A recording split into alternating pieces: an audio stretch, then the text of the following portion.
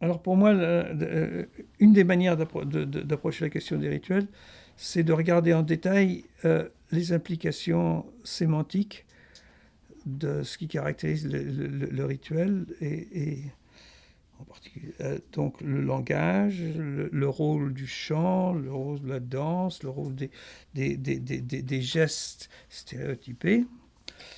Et la manière dont j'essaye de les comprendre, c'est en les contrastant avec le langage comme système de communication, comme un système d'action entre les gens, qui permet les interactions.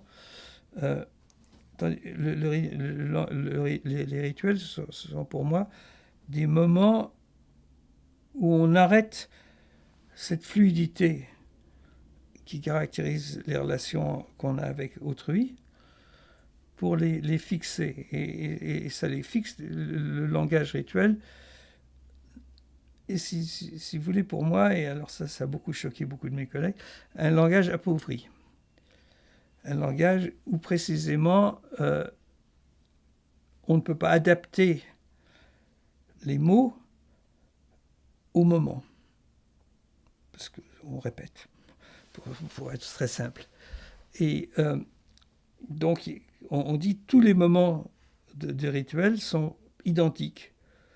Tandis que ce qui caractérise la communication normalement, c'est qu'il n'y a pas aucun moment n'est identique parce que les relations sont en transformation continue.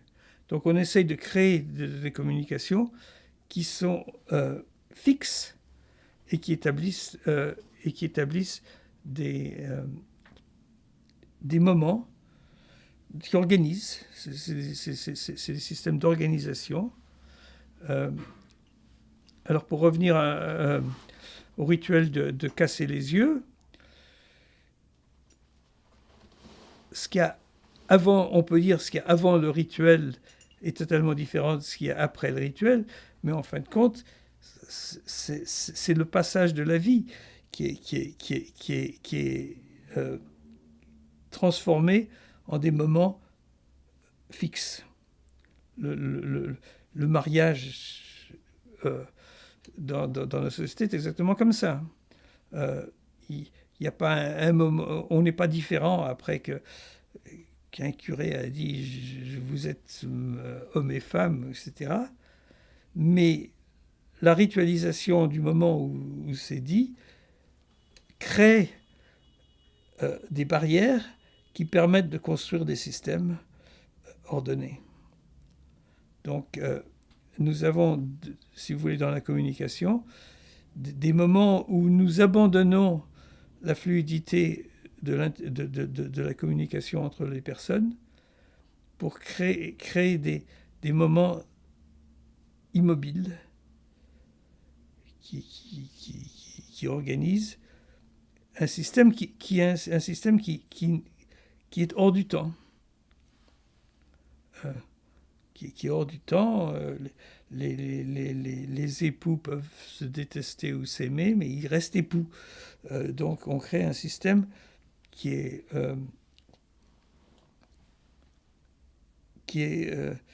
existe en dehors de l'interaction. Et aucun moyen n'est aussi simple que de bloquer la capacité du langage, de bloquer les mouvements, de bloquer les émotions. Et pour moi, les rituels font ça. Et les rituels, et alors maintenant on voit sur la question de la violence, les rituels font ça avec des...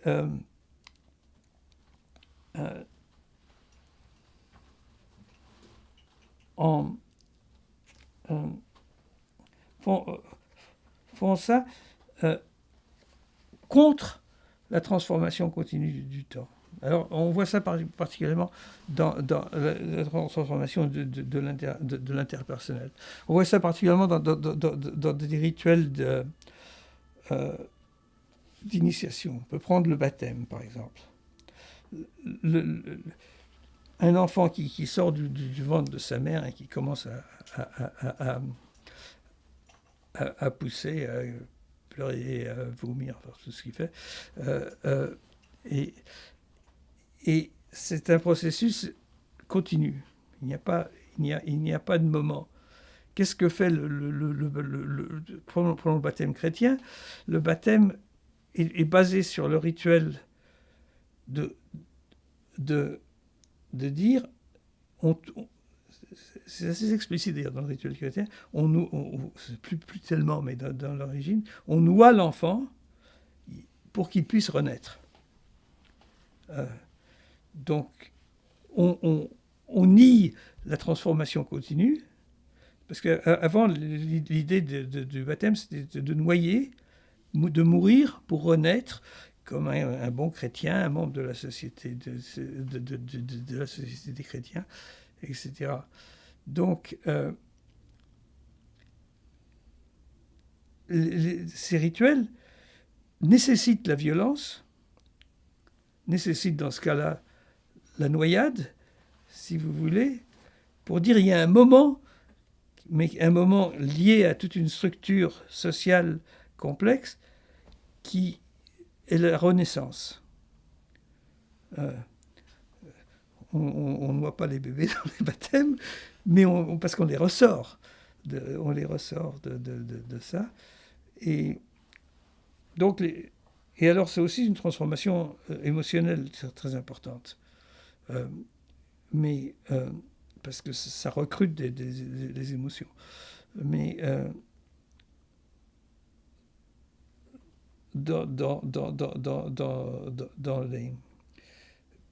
donc beaucoup, presque je dirais, tous les rituels ont un élément d'attaque sur la fluidité de la vie,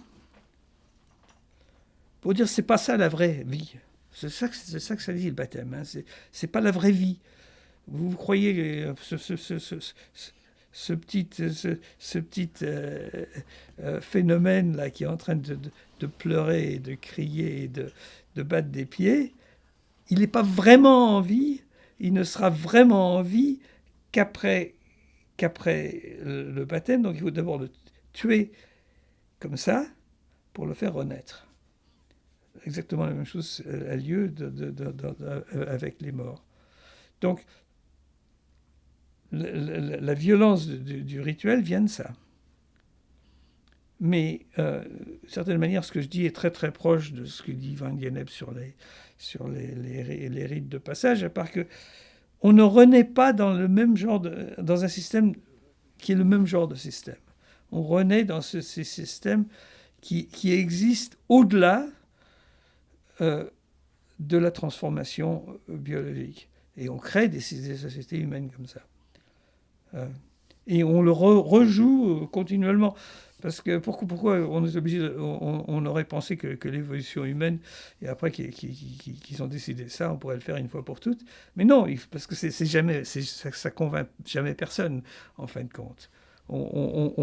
Personne n'est vraiment convaincu que le bébé, après le baptême, est vraiment rené une nouvelle personne. On peut le dire 50 fois, mais c'est pas vrai. C'est évident pour tout le monde que c'est pas vrai. Il était là avant. Et donc, la renaissance, si vous voulez, est une renaissance dans un système hors du temps, hors de la transformation, qui alors peut établir des structures sociales, mais aussi peut être utilisé pour établir des États. Et alors, dans le livre From Blessing to Violence, j'essaye de montrer comment les rituels d'initiation sont accaparés par l'État, alors c'est dans un cas particulier historique, pour essayer de créer des systèmes humains qui ont échappé à la biologie. Et oui, je ne sais pas si vous avez remarqué, mais dans mon vocabulaire, je suis assez proche de certains discours théologiques. Quoique c'est pas la théologie, pas mon truc. Mais cette notion d'échapper est très importante. Voilà. Et alors, pour moi, les systèmes qu'on a appelés religion, qui est un mot très particulier, en fin de compte, les religions, on commence à donner le sens moderne au XIXe siècle, quand on commence à comprendre d'autres systèmes. Mais la notion qu'il y ait un phénomène de religion m'intéresse assez parce que, alors là, c'est quelque chose que je n'ai pas du tout écrit, mais quand prenons l'exemple du judaïsme qui mène au christianisme, quand est-ce que le judaïsme comme religion, entre parenthèses, est créé? Eh ben, c'est après que les Juifs sont capturés par les Babyloniens, sont emmenés à Babylone, donc ils perdent leur état. Avant, on ne peut pas séparer l'état de la religion, comme dans les systèmes incas, les systèmes aztèques, tout ça. Mais après la conquête des Juifs et de Jérusalem, et qui sont emmenés comme quasi-esclaves à Babylone, alors les prophètes de l'Ancien Testament créent la religion. Et là, qu'est-ce que c'est que la religion? C'est le souvenir de l'État qui a été détruit.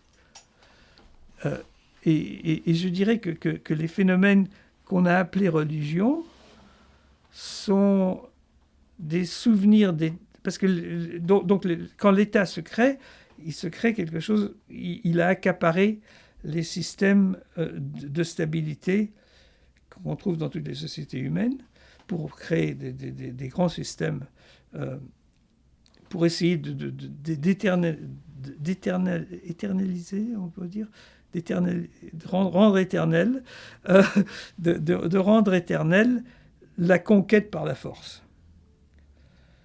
Et alors, l'histoire du christianisme est exactement pareille. Plutôt, pas l'histoire du christianisme, mais l'histoire du christianisme comme un système établi de religion, avec Constantin.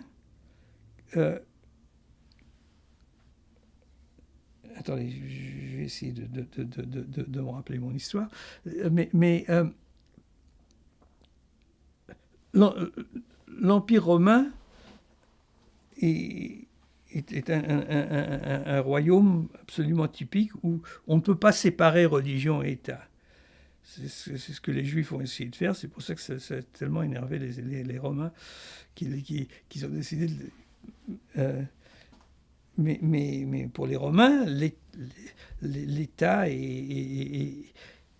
ce que les mots État et religion veulent dire ne sont pas séparables vraiment.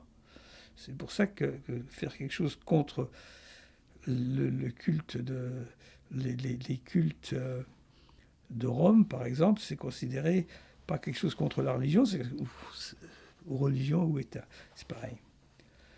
Mais quand les États foutent le camp, donc ce qui s'est passé par exemple avec quand les Juifs sont capturés par les Babyloniens, l'État fout le camp, ils essayent de se souvenir de l'État, ils inventent un pseudo-État qui devient quelque chose qui ressemble beaucoup à la religion.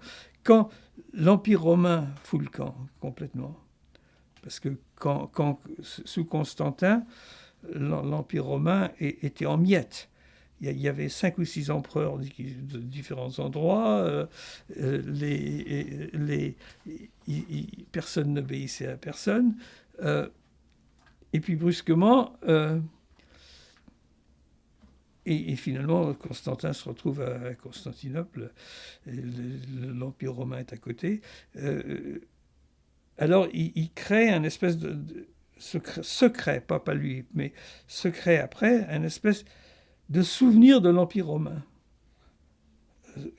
où le religieux se sépare de l'État. Et l'État, et donc c'est là où se crée le christianisme. Pas immédiatement, parce que c'est compliqué ce qui se passe avec Constantin, mais le christianisme s'établit comme vraiment une religion qui a toujours été en compétition avec l'État. Toute l'histoire européenne, c'est l'histoire de la compétition entre le pseudo-État qui est le christianisme et les États qui veulent récupérer. Les États essayent de remettre ensemble les morceaux qui ont été séparés. Et l'histoire de France, l'histoire de l'Angleterre, c'est ça. Henri VIII, c'est ça qu'il essaye de faire. En Angleterre, en France, continuellement. Et c'est pour ça les bagarres entre Rome et les ultramontains, etc. Ce qui m'amuse toujours dans cette histoire, c'est qu'est-ce qu'on voit quand on va à Rome, qu'est-ce qui est écrit sur le tympan de Saint-Pierre, de l'église Saint-Pierre, le centre vraiment du catholicisme. Ce qui est écrit, c'est une citation de Saint Paul qui dit « Je suis un citoyen de Rome ». Une citation donc qui n'a rien à voir avec la religion, absolument rien, mais qui montre à quel point c'est un espèce de souvenir de l'Empire romain qui est le christianisme. Puisqu'ils ont écrit ça, on pourrait dire je suis la résurrection, je ne sais pas trop quoi, mais non, ils ont choisi la déclaration de pièce d'identité de Saint Paul qui dit « Je suis un citoyen de Rome ». C'est ça, « Civis Romanum sum ». C'est absolument extraordinaire. Donc, cette théorie, dans ce genre de direction. Et tout ce qu'on a appelé religion. Alors, en fait, compte, c'est seulement le judaïsme, l'islam et le christianisme qu'on peut vraiment appeler des religions. Tous les indianistes vous diront que ça n'a pas de sens de parler de l'hindouisme comme une religion. En tout cas, ça vous mène dans des directions qui obscurent tout. Le bouddhisme, c'est pareil. C'est toujours ce qu'on appelle religion, ce sont des États disparus. Et dans toute l'Afrique, vous avez ça. Des États disparus, ce qui s'appelait les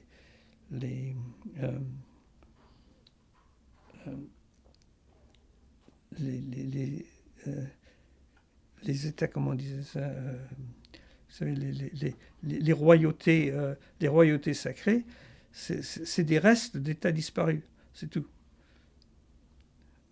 Mais ça tient bien les aspects religieux de cette combinaison État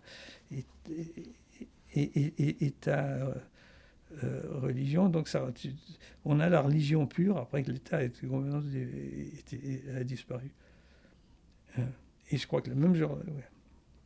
On le voit aussi dans les mouvements évangéliques qui tendent à... L'histoire de beaucoup du monde, ça a été des religions qui voudraient être des États et des États qui voudraient être des religions. Parce qu'ils ont un lien... Ils sentent qu'ils ne sont pas vraiment complets. Mais comment expliquer le succès de ces religions abrahamiques ou dites monothéistes à la surface du globe, où on voit que l'islam en Afrique, le christianisme dans les Amériques ou en Océanie... Oui, différent. Ah oui, mais différent. Des populations qui n'ont pas d'État. Mais parce que alors je crois... alors ça, c'est vraiment... c'est un peu en dehors, mais je crois que une des choses que font les rituels, pour revenir tout à fait à ce que disait, c'est qu'ils organisent. Ils organisent et ils organisent les émotions tant que les en grande partie, ils organisent la vie, ils organisent les émotions et tout ça, et que l'État tout seul ne réussit pas à faire ça. Ils essayent de devenir des religions, mais ça marche pas très bien. Les mariages à la mairie, ça va, mais c'est pas vraiment. On sent que c'est un peu de la foutaise. Et dans la plupart du monde, comme dans toute l'histoire de l'humanité, nous sommes entourés par des États en faillite, des petits morceaux d'États en faillite, des systèmes politiques en faillite. Et donc, les gens recherchent, si vous voulez, l'ordre qui était cet aspect, qui était cet aspect des rituels, les barrières, et aussi la victoire contre la fluidité. Et donc, c'est très attirant. Alors, le christianisme ou l'islam, c'est ce qu'on leur propose. Bon, ben voilà. Et puis, il y a plein d'autres choses qui font que l'islam et le christianisme sont adaptés. C'est la religion des riches, des puissants aussi, mais enfin, ça, c'est des éléments un peu superficiels. Parce que tout de même, il y a un sentiment très profond les gens ne sont pas simplement... Beaucoup de gens adhèrent au christianisme ou à l'islam parce que c'est la religion des riches et des puissants, mais une fois qu'ils ont fait ça, ça devient quelque chose ça répond à ce désir qui caractérise l'humain de créer des structures immortelles avec des êtres mortels. La fluidité, c'est ça.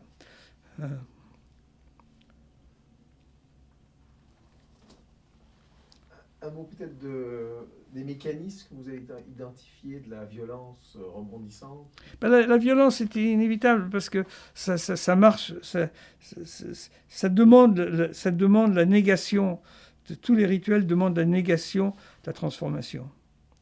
Les rituels funéraires, ça adore la transformation pour la nier.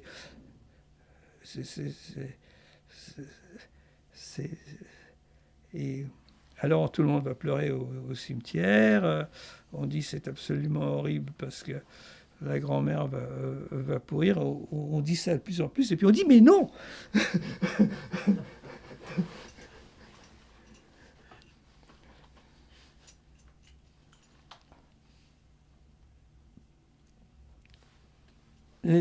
Beaucoup des rituels funéraires se roulent dans la putréfaction. L'exagère simplement pour pouvoir la nier. Alors ça, parce que la putréfaction est une évidence de la fluidité de la vie, si vous voulez.